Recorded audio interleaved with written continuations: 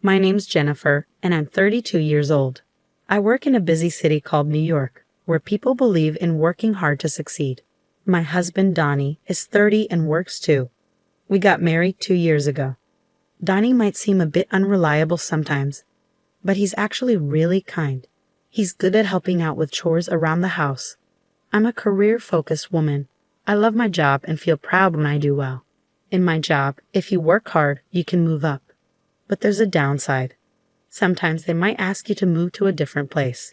And if you want to have a baby, there's no rule about taking time off. Many women quit their jobs when they get married or have kids. I used to think the same way. I wanted to focus on my career and didn't plan on getting married. When Donnie asked me to marry him, I said no at first. I told him, I love my job. I'm in charge of a team now, but I want to go even higher. I can't imagine settling down or having kids. But Donnie understood. He promised we'd share the chores and wouldn't have kids.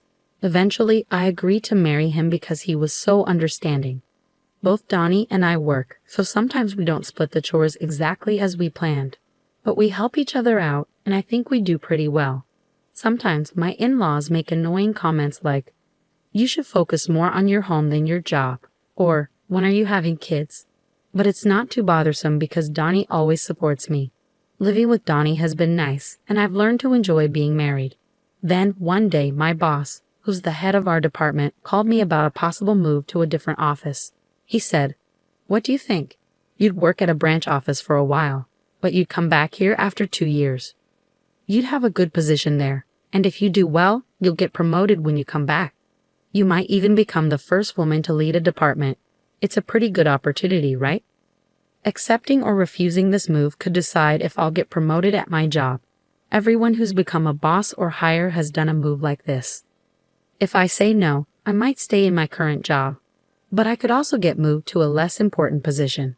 Before I got married, I would have taken this chance right away, but now, being married made me feel hesitant. I told my boss, "Thank you for thinking of me. Personally, I'm interested, but since it involves moving, I want to talk to my husband first. Can I give you an answer after that?" He said, "All right, you're married. You can choose to go alone or move with your family. Talk it over. I'm hoping for a yes." When I got home, I talked to Donnie about it.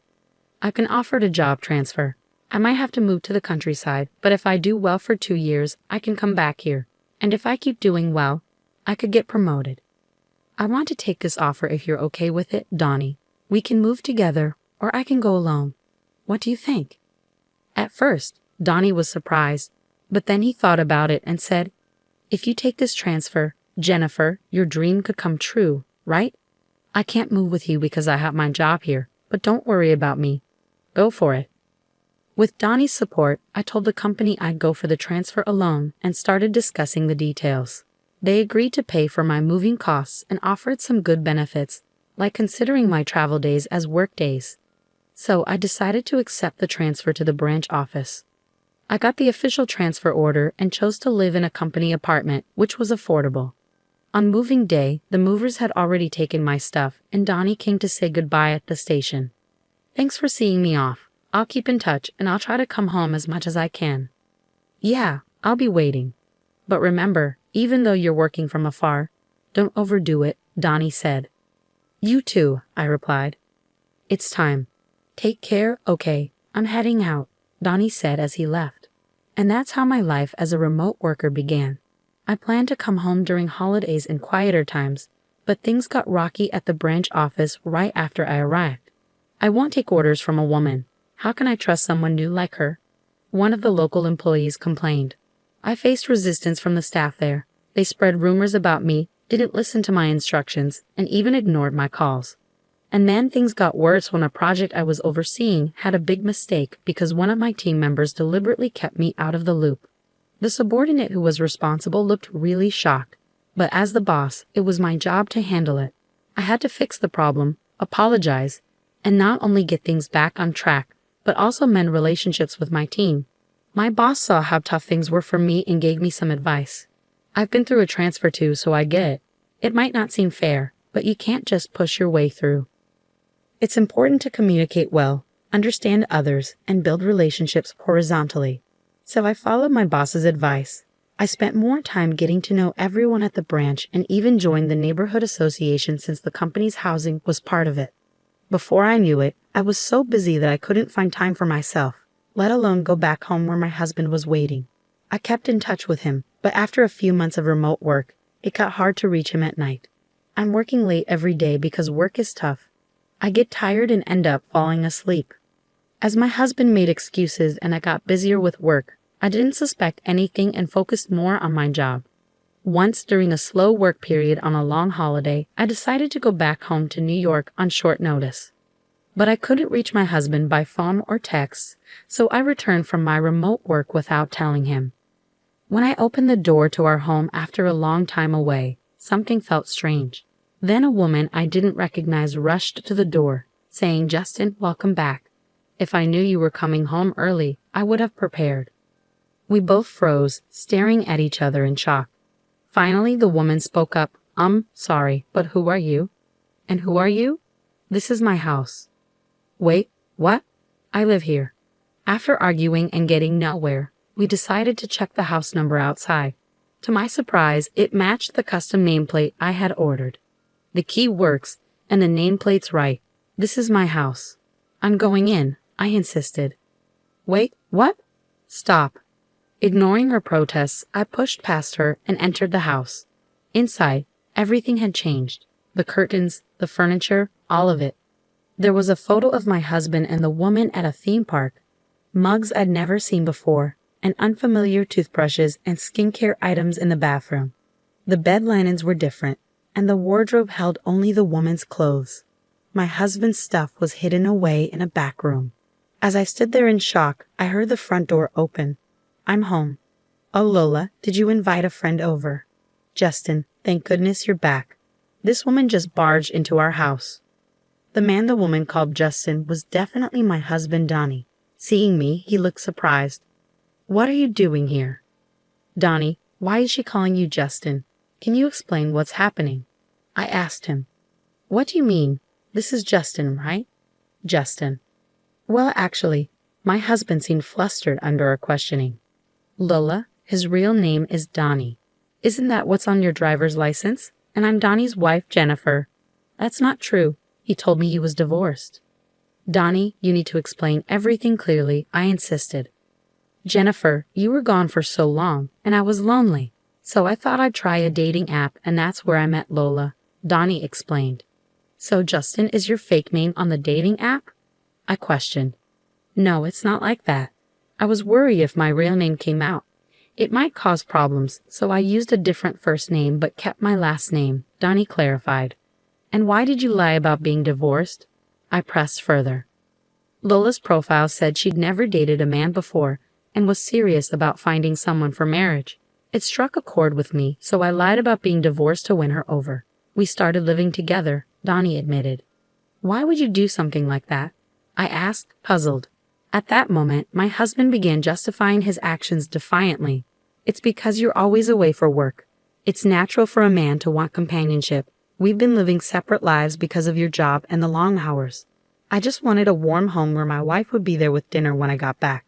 I was shocked to hear this, as I always thought my husband understood and supported my career, but that doesn't excuse what you did. What you did was wrong. If you wanted to be with someone else, you should have ended our marriage first. Why didn't you do the right thing? I cared about both of you. I never wanted to leave either of you. After everything you've done, I was bound to find out when I came back. It's unbelievable that you thought you could deceive me like this. Well, it's your fault for not keeping your promise and coming back. If you had, I wouldn't have even thought about cheating. What on earth?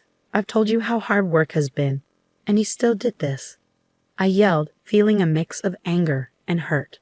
Our argument escalated into a shouting match, with the woman my husband cheated with standing there, looking stunned. She realized she'd been tricked by a married man into his mess. "So everything was a lie. You played me for a fool." "I'm leaving right now," she exclaimed. "Lola, wait, it's not what you think," my husband pleaded, but it was too late. My husband tried to stop the other woman from leaving, but she brushed him off, repulsed. "Don't touch me with your filthy hands. I can't believe a single word you say," she cursed before storming out, packing her things and leaving for her parents' house. Furious with my husband, I decided to take action against his betrayal. Gathering evidence, I brought it back with me when I returned to work. The first thing I did was hire a detective to look into my husband's mistress. The investigation revealed that she was the daughter of an executive at a company partnered with my husband's workplace. I had a lawyer send proof of the affair to both my husband's home and the other woman's parents. When my husband received the documents, he protested, saying he didn't want a divorce. So I prepared for a tough legal battle, even considering going to court. The other woman's family contacted my lawyer, and we arranged to meet at their office. They apologized to me, and the other woman admitted her wrongdoing. "We're truly sorry. Our daughter caused you so much trouble, and we didn't even know about it. She's always been very sheltered and naive about the world. We've been trying to arrange a marriage for her, but she wanted a more free-spirited love. She met your husband without our knowledge and got carried away without knowing who he really was. She thought she found a divorced man on a dating app and wanted to move in with him. We told her to stop seeing him, but she didn't listen. She was so caught up in her fantasies that she ran away from home to be with him. Our daughter was shocked to find out she was the other woman and blames herself. She's getting therapy now. We're willing to pay you $50,000 as a settlement and hope you'll keep this matter private." The other woman and her parents shook my hand firmly. "I understand your apology, but I have one condition. I'm preparing for a divorce, but my husband won't agree. If you're willing to cooperate and provide testimony if this goes to trial, then I'll accept the settlement." "Okay, we'll cooperate, but we don't want our daughter to have a permanent record of this. Is there any other way we can help punish him?" "Well, it just so happens that his workplace is our client."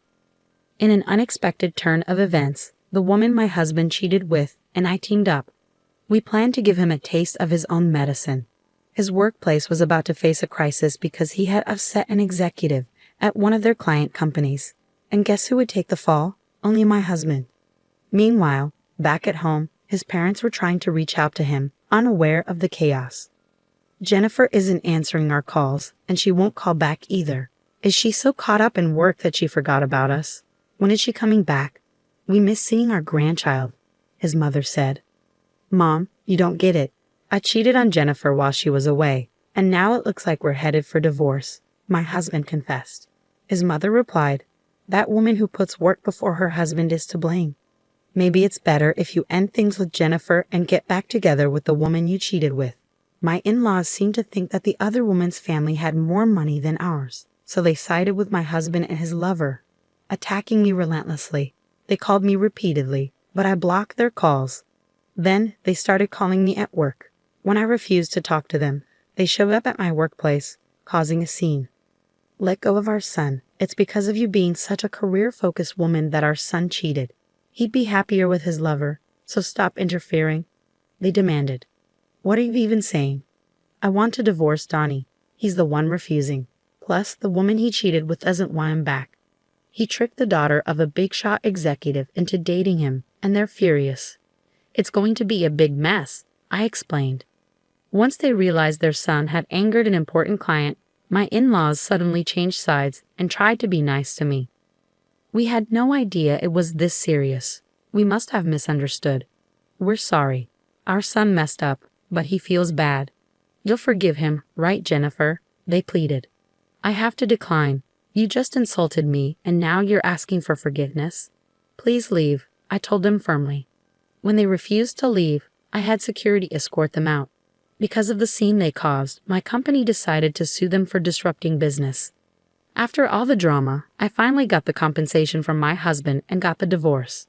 The other woman's family also demanded compensation for their daughter's suffering and therapy costs. With the loss of his job and having to pay hefty settlements, my husband was now in deep debt. He couldn't afford to quit, and he was trapped. 2 years had passed since my assignment started. When everything settled down, I finished my assignment successfully and was getting ready to go back to the main office.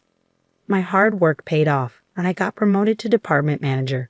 If I hadn't taken the assignment, I might still be stuck in a loveless marriage.